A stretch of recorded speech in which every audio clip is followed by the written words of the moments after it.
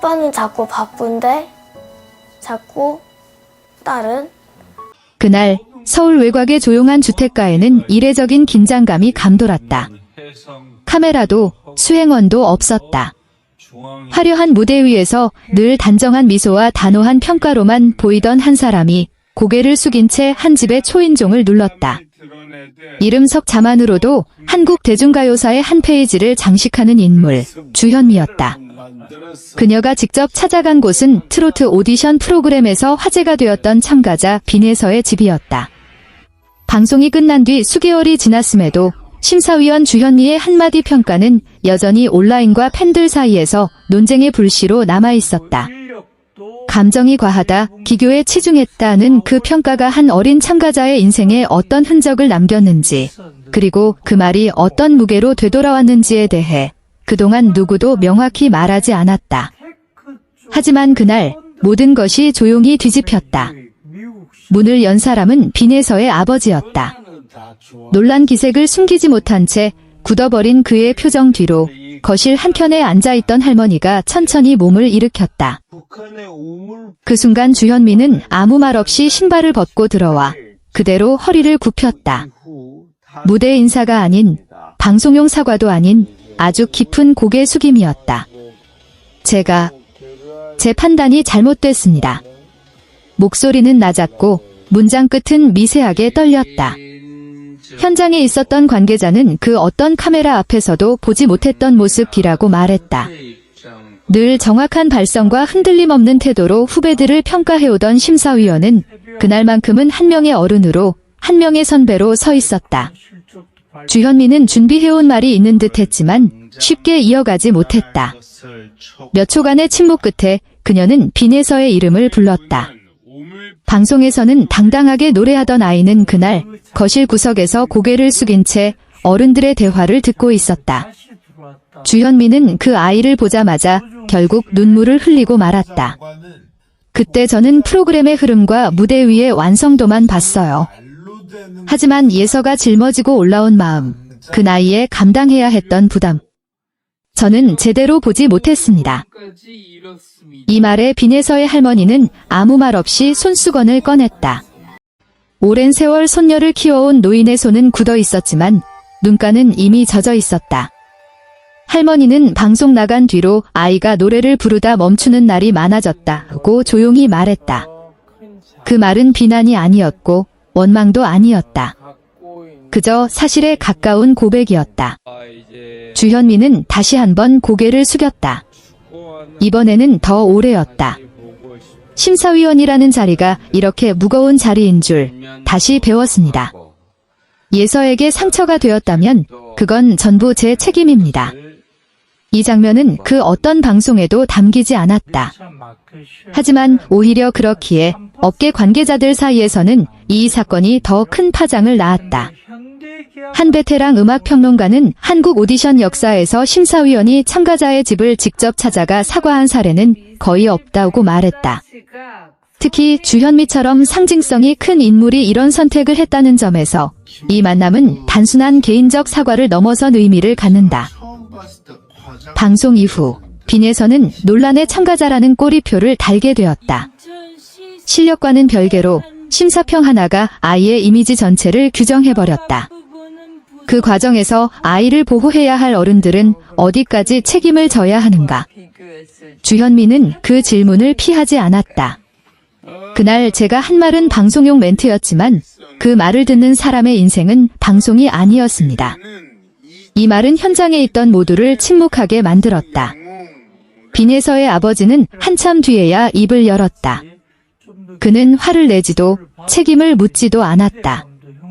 다만 이 아이가 다시 노래를 좋아하게 될 수 있을지가 가장 큰 걱정이라고 말했다. 주현미는 그 말에 고개를 들지 못했다. 대신 조심스럽게 말했다. 제가 할 수 있는 건 다시 노래할 수 있도록 기다려주고 지켜봐주는 것뿐인 것 같습니다. 그날의 방문은 1시간 남짓으로 끝났지만 그 여운은 길게 남았다. 업계 안팎에서는 주현미의 선택이 오디션 문화 자체에 질문을 던졌다는 평가가 나온다. 빠른 화제성, 자극적인 편집, 날카로운 한 줄 평이 만들어내는 영향력에 대해 이제는 심사위원도 자유로울 수 없다는 것이다. 주현미는 집을 나서며 다시 한번 할머니에게 인사를 했다. 할머니는 그녀의 손을 잠시 잡고 말했다. 사과하러 와줘서 고맙다는 짧은 말이었다. 그 말에 주현미는 결국 또다시 눈시울을 붉혔다. 이 사건이 앞으로 어떻게 기억될지는 아직 아무도 모른다. 누군가는 이것을 과도한 자기검열이라 말할 수도 있고 누군가는 책임있는 어른의 자세라고 부를 수도 있다. 하지만 분명한 것은 그날 한 집의 거실에서 벌어진 이 조용한 사과가 한국 연예계에 던진 파문은 결코 작지 않다는 사실이다. 무대 위의 한마디는 쉽게 흘러가지만 그 말이 닿는 곳은 누군가의 삶일 수 있다. 주현미는 그 사실을 누구보다 뼈아프게 깨달은 듯 보였다. 그리고 그 깨달음은 눈물과 함께 고개를 숙인 한 심사위원의 모습으로 오래 기억될 것이다. 그 이후로 시간이 흘렀다. 소문은 늘 그렇듯 조용히, 그러나 집요하게 번져나갔다. 공식 보도도 확인된 기사도 없었지만 그날의 방문에 대한 이야기는 음악업계 관계자들 사이에서 하나의 암호처럼 오르내렸다. 누구도 정확한 경위를 공개적으로 말하지 않았고 주현미 역시 어떤 해명이나 입장도 내놓지 않았다. 하지만 사람들은 알고 있었다. 무언가가 분명히 달라졌다는 것을. 주현미는 이후 한동안 방송에서 모습을 감췄다. 예정되어 있던 몇몇 프로그램에서는 개인 사정을 이유로 하차 소식이 전해졌고 심사위원으로 이름이 오르내리던 차기 오디션 프로그램에서도 그녀의 이름은 빠져 있었다. 일부에서는 괜한 오해를 피하기 위한 선택이라 했고 또 다른 일부는 스스로를 돌아보는 시간이라고 해석했다.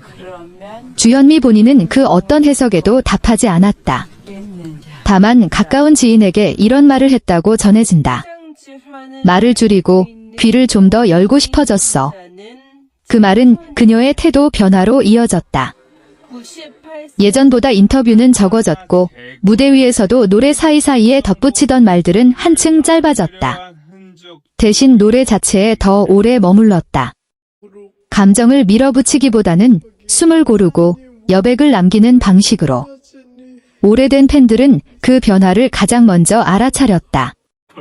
요즘 주현미 노래에는 이상하게도 기다림이 느껴진다는 말이 팬카페에 올라왔고 누군가는 후배를 평가하는 사람이 아니라 옆에 앉아주는 사람의 목소리 같다고 적었다. 한편 빈에서의 집은 여전히 조용했다. 방송이 끝난 뒤 쏟아졌던 관심과 논란은 서서히 사그라들었지만 그 빈자리는 쉽게 채워지지 않았다. 아이는 한동안 노래를 부르지 않았다.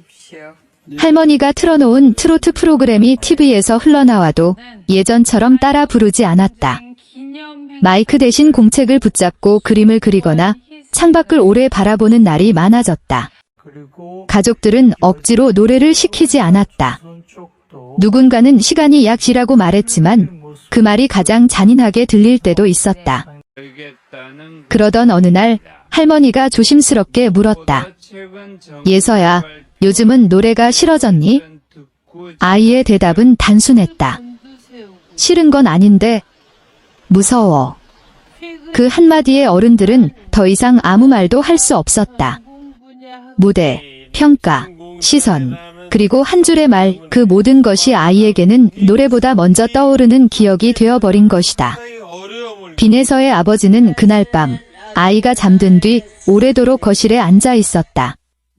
텅 빈 무대 사진이 담긴 휴대전화 화면을 켜두고 무엇이 옳았는지 스스로에게 수없이 물었다.